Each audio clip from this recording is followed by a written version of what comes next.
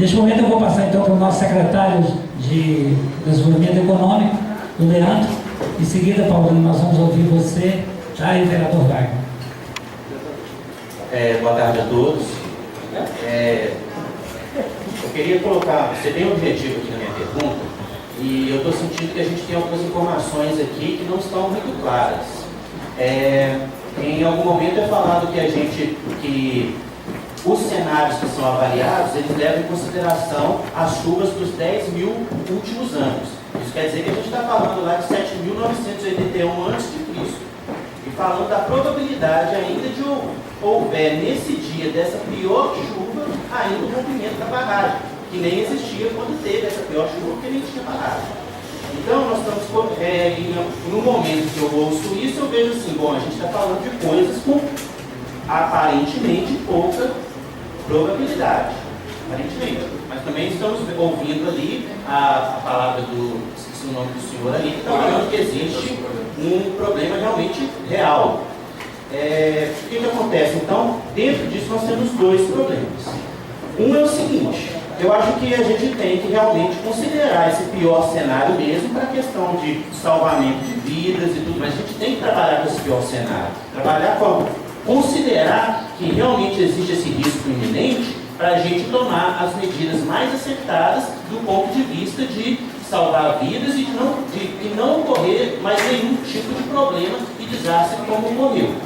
Mas caso também não seja tão grave a questão, ou seja, que essa mancha esteja realmente superestimada, como que fica o impacto disso para o desenvolvimento econômico aqui da nossa cidade? Por quê? Porque a gente tem um distrito industrial muito importante, que está lá recebendo placas de rota de fuga, né? Esse distrito, como que vai ficar a questão de empresas que poderiam estar vindo para esse distrito, até da questão também da desvalorização de todos esses imóveis, da desvalorização das casas ao redor ali onde estão essas placas, já que a gente então está trabalhando com a outra possibilidade de isso nem ocorrer, a gente está trabalhando com um protocolo. Eu queria entender melhor essa questão. Existe um plano que pensa assim, como que o município, agora que isso tudo aconteceu, pode ser ressarcido desse prejuízo que está tendo para o seu próprio desenvolvimento econômico. Obrigado, vou esperar essa pergunta para ser respondida com mais dois perguntadores, ok? Eu creio que é um empresário também do Distrito Simão da Cunha, o senhor Paulo Garcia. O senhor Paulo Garcia tem uma pergunta.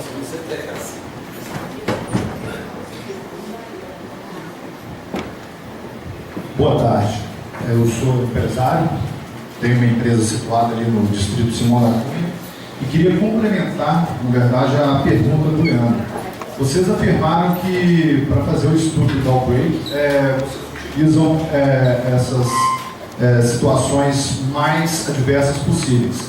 Entretanto, para chegar nelas, você tem internamente vários estudos moderados de situações mais, vamos dizer assim, próximo da nossa realidade. É proibido divulgá-las? Porque, como empresário, a gente aprende a medir o risco. E a cada momento que a gente abre nossa empresa de manhã, a gente mede o risco. E com essas informações que vocês nos passam, é impossível a gente fazer isso. O que a gente quer, igual o Leandro afirmou, para efeito de salvamento de vidas, é válido o estudo e a contemplação desses dados dessa forma. Entretanto, para nós, para a gente dormir com mais tranquilidade, para a gente saber se de fato vai chegar igual no distrito lá, a área de inundação, 15 metros de inundação dentro da nossa fábrica, eu quero saber se chegar a 1 palmo ou 1 metro, quem que eu agradeço, se é a Vale. Eu quero saber exatamente, de uma forma mais clara, mais explícita, tratando, como o senhor disse, o problema do tamanho que ele é, com a verdade, se é proibido ou não você divulgar esses dados e por que você não o faz. Tem duas perguntas. Vereador Wagner, você quer complementar com sua pergunta? Aí já vem a resposta à sua manifestação. Boa tarde a todos.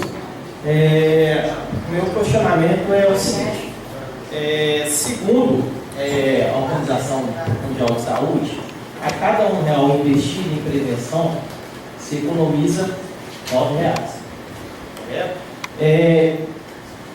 Então, a gente quer dizer que, popularmente, né, como se fala, né, a prevenção é o melhor remédio, né?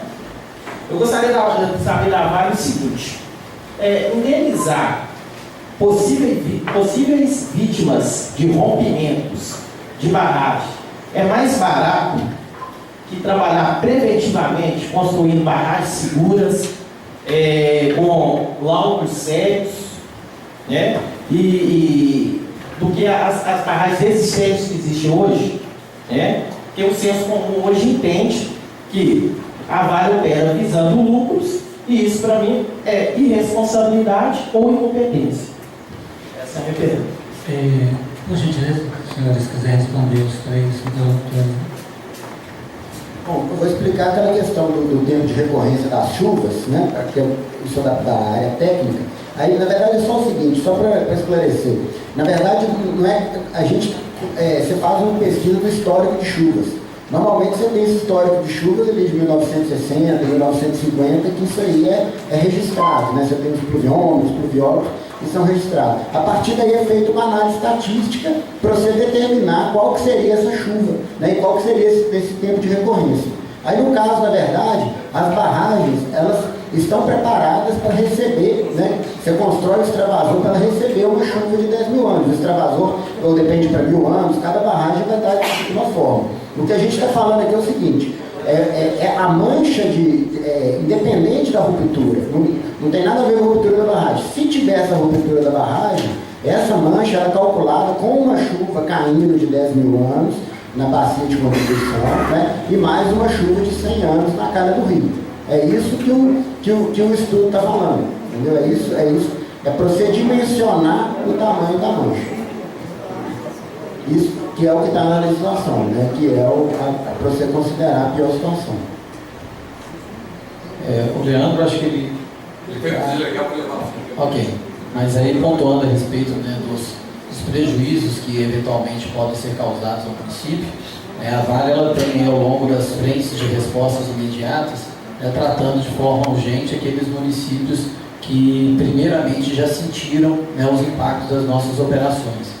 De conhecimento de todos, né, divulgação da Vale de um memorando de intenções com os municípios mineiros para que seja mantido, né, o recolhimento de impostos naquelas unidades que estão paralisadas. Hoje a gente tem mais de 10 unidades paralisadas no estado de Minas Gerais, e para a gente não fugir da nossa responsabilidade social, a gente tem, né, recentemente, foi assumido com os sindicatos das categorias representadas a manutenção de todos os empregos para o público elegível do sindicato por 365 dias, por mais um ano. Já foi feito esse memorando de intenção de compensação financeira dos municípios que já estão sofrendo a falta de recolhimento dos impostos devido às atividades que foram paralisadas, e à medida que outros impactos forem medidos ao longo dos municípios que estão sendo impactados, a Vale ela tem construído esse diálogo junto com o poder público e os representantes dessas cidades para minimizar esses impactos. Então, a gente tem, né, esse direcionamento com relação a esses prejuízos. Primeiro, atuando nos municípios que de fato já estão sofrendo de forma muito intensa nas contas públicas dos municípios, firmando esses compromissos com eles de manter o recolhimento dos impostos mesmo para as operações paralisadas, e a manutenção dos empregos, né, dos empregados das áreas que estão paralisadas e ainda sem previsão de retorno por mais um ano. Isso eu acho que demonstra muito esse novo posicionamento que a gente quer construir com os municípios.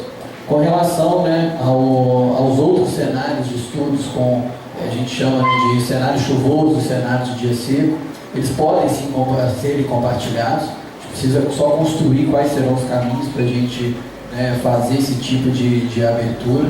Só que a gente está no momento ainda de revisão desses critérios. Por força de lei, a legislação nos impõe fazer esses trabalhos mais conservadores ou manchas superdimensionadas. Então a gente precisa aí ter um entendimento legal de como fazer essa abertura dos cenários internos para a população como um todo. Isso aí eu de fato não tenho a resposta, qual é o mecanismo legal para a gente poder compartilhar detalhadamente os cenários conservadores internos da empresa. A gente tem que fazer o atendimento à legislação. E hoje a gente atende a 100% da legislação que diz respeito às simulações de rompimentos de mancha. Mas a gente precisa construir um caminho. A gente, nesse período todo pós-Brumadinho, a gente tem encarado o desafio de construir a legitimidade do que a população quer. Enquanto, por um lado, tanto aqui quanto nos outros municípios que eu tenho participado da Assembleia Pública, isso é uma pauta recorrente, de conhecer uma mancha mais conservadora. Por outro lado, seja via investigação, força-tarefa, outros tipos de ofícios e requerimentos, é solucionada a Vale imputar ainda um fator adicional de remoção de rejeito. Então a gente, na medida do possível e que a lei nos permitir, a gente tem o maior interesse de abrir esses critérios e fazer essa abertura dos cenários. Com relação, ao comentário que foi feito a respeito de indenizações de vida, se sai mais barato, se não sai mais barato, e até complementando a fala com o representante da Vidas Velhas,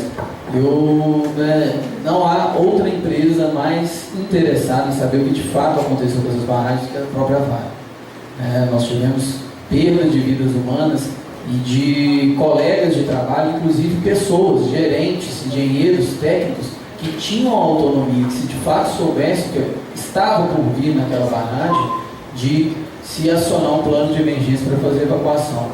A gente, além das investigações que correm por conta do Estado, a Vale tem uma série de comissões internas para que tenha celeridade nessas respostas, porque eu acredito como cidadão de que é inconcebível, se houvesse de fato um risco, um gestor ou técnico não teriam emitido qualquer alerta para tirar aquela quantidade de colegas que nós perdemos lá.